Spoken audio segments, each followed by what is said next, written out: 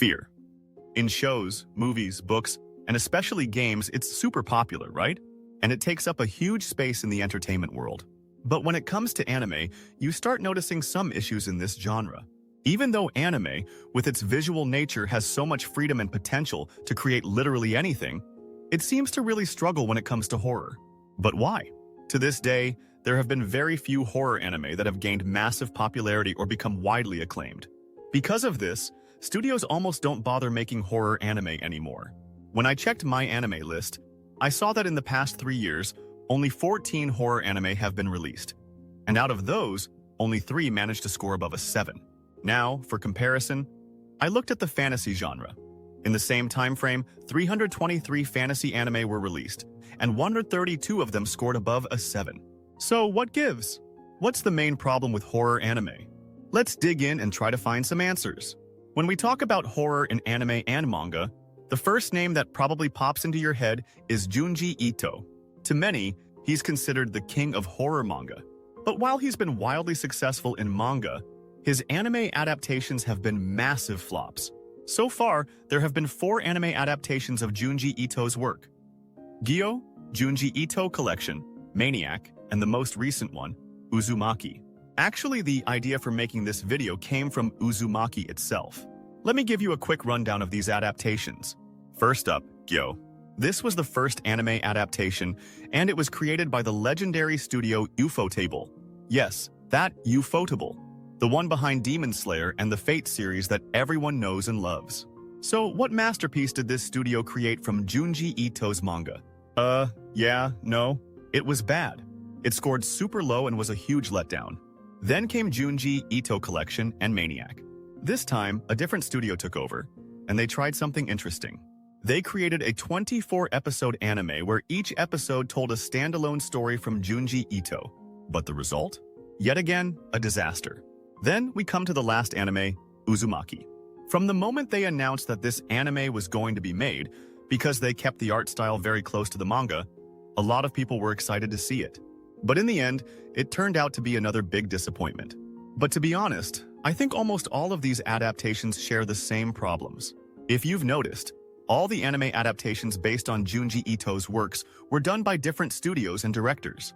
Yet, they all faced the same issues and couldn't manage to succeed. This brings me to the main question of this video.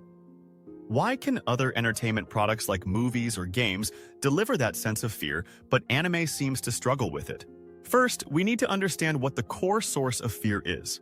The source is a sense of danger. When you think someone is watching you, even if there's no one around, just that thought is enough to make you scared. But when you're watching something, you're not directly in danger. So, the work has to make you connect with the characters. If you can connect with the characters and the events in a scary story, that sense of danger will be transferred to you as well. What I mean by connection is that you put yourself in the shoes of that person in your mind. Now, here comes the first and most obvious problem with anime. The fact that anime is drawn and designed, which is a fundamental issue. In psychological horror anime, this problem doesn't show up as much. But in works where the source of fear is physical, the animated design creates a big barrier. Take the gore genre, or simply violence and blood horror, for example. I have to say that anime does a good job in the gore genre. In anime like Evangelion, Akira, and hundreds of other anime, there are plenty of impactful gore scenes. But because these scenes are designed, they are impactful, yet they can't create that feeling of fear. For example, in TV shows and movies, because cameras capture our real world, it's much easier to connect with what's happening. When you see a scene where someone's hand gets cut off, all it takes is a glance at your own hands, and you feel reassured that yours are fine. But in anime, imagining that those things could happen to you is much harder. This is exactly why I say that no matter how Junji Ito's manga gets adapted into anime, it doesn't work. Because most of his stories revolve around body horror. To put it simply, body horror refers to things like parasites, mutations, or strange changes that cause living beings' bodies to deform. For example, if someone's head explodes, that's gore.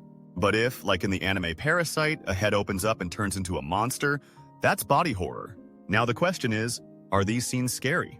My answer is no. Why? Because body horror attacks our very deep and primal emotions. When we say human body, everyone has a general image in their minds, with certain rules. Our bodies more or less follow these rules. So, when a change happens in the body that defies these rules, it creates a sense of threat and fear. But the bodies drawn in anime are overly simplified.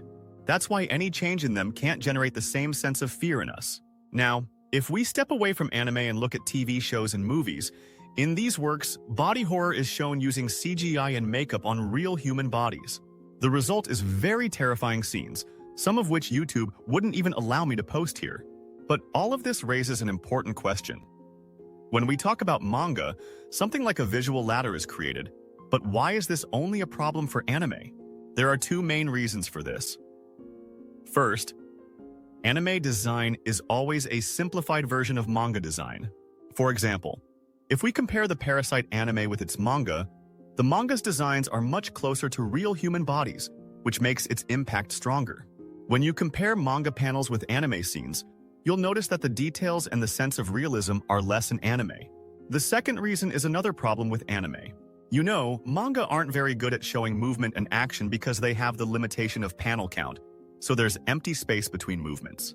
For example, imagine a character in an anime shaking their head to say no. But in manga, the mangaka can draw the head in the middle and use motion lines beside it to show that the head is shaking. This is where our brain fills in the movement when reading manga. And these gaps between movements are one of the main reasons why horror manga are successful. When reading manga, as you mentally fill in these gaps, it feels like the story is leaving the two-dimensional world. For example, the scene where hands get severed, which I mentioned in movies and TV shows, when you see it in manga, even if it's just a drawing, your mind visualizes it with real hands, maybe even your own hands. The result? That wall between the fictional world and the real world breaks down, and you can connect with the events more easily. I mostly talked about this use of imagination in manga, but you can apply the same idea to books and even video games. However, anime has a way to compensate for this lack: creating atmosphere. Creating atmosphere, one of the key factors in evoking fear, can be a strong point for anime. Earlier in the video, when I talked about drawings, I mentioned that drawings don't have much impact on psychological fears. One of the main sources of psychological fear is exactly this: atmosphere. Atmosphere keeps the viewer in a constant state of anxiety and insecurity. By using camera angles, sound effects, music, environment design, character movements, and many other things, an impactful and successful atmosphere can be created. When you see and hear something that seems normal but you feel like something's off, that's the effect of a well-crafted atmosphere. Atmosphere, by creating this constant feeling of anxiety, draws you into the story and prepares you for the next scene. It can easily compensate for the weaknesses from less realistic drawings, because a successful atmosphere makes the events more believable and impactful. For example, imagine a scene from Higurashi. If you watch this scene on its own, you might say, "How disgusting," or "That's strange and disturbing." But most likely, you wouldn't call it scary. But if the atmosphere of the anime has properly prepared you before this scene, your reaction will be different. Higurashi here is just an example. But if you look at successful anime in the horror and thriller genre, you'll see that they all give great importance to creating atmosphere. I've already mentioned problems that even show up in the ratings. If you check My Anime List, you'll notice that the highest ratings for horror anime are often given to works that use fear as a subgenre, not the main genre. Now, your question is, One-Eyed Man, after all this talk, does that mean there's no good horror anime? Well, if you're looking for an anime that will scare you like a movie or video game and make you scream, unfortunately, I can't recommend anything, because I haven't seen such an anime myself. But if you want to watch an anime that combines fear with other genres and impacts you psychologically, I'd suggest Perfect Blue, Lane, Higurashi, Memories, and Akira. I hope one day studios stop making similar anime just to make money and try to create something innovative. Maybe then we'll be able to see an anime that solves all these issues and has horror as its main genre. Well, that's it for this video. I tried to share my thoughts in simple terms. I hope you enjoyed it. Thanks for sticking with us until the end of the video. Don't forget to like and subscribe. Bye-bye.